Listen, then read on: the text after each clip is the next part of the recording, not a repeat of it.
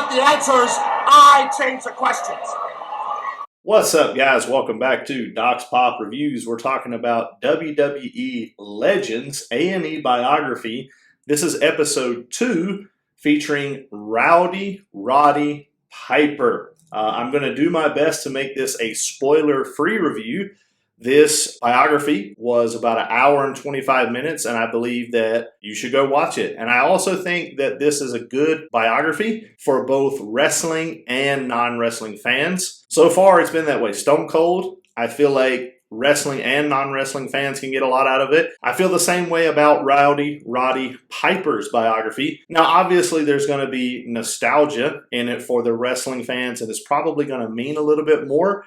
But I just feel like everybody can learn something from these guys' lives. Now, the big difference in Stone Cold's and Roddy Piper's is Roddy Piper, sadly, is no longer with us. My wife did not grow up watching wrestling, but by the end of the biography, she was in tears. So I'm the wrestling fan, she's the non-wrestling fan, and it really pulled at her heartstrings. It pulled at mine as well.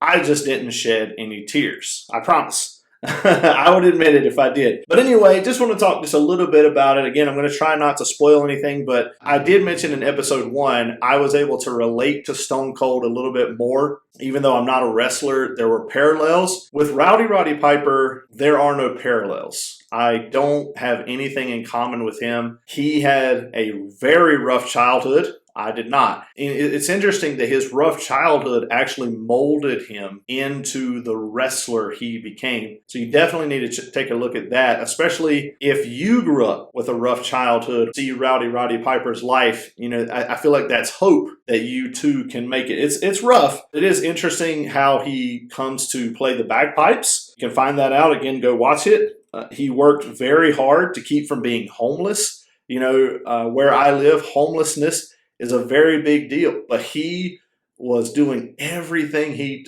could, scraping just to get by in order to not be homeless. And sometimes he was successful and sometimes he wasn't. But every single day was a battle for him. And I feel like there's some people out there that can relate to that. He's got some very tough, heartbreaking stories, but he also has some hilarious stories. It's not just an hour and 25 minutes of pulling at your heart, wanting to make you cry. There are some stories in there I was dying laughing, so you definitely need to check that out. We also get to dive a little bit into his, you know, in the episode it calls it his demons of alcohol and drugs and how he struggled with that.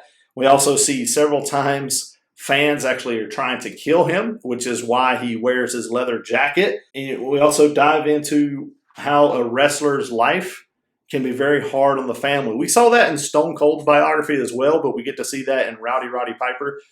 Big difference is Rowdy Roddy Piper, he actually kept the same marriage for his entire life. You know, some wrestlers will go through 3, 4, 5 marriages, and they've got children from different women, all this kind of stuff, whereas Rowdy Roddy Piper was able to just keep the same family. So that was very interesting. I thoroughly enjoyed this biography, and I look forward to watching next week's, which is Macho Man Randy Savage, my favorite wrestler of all time.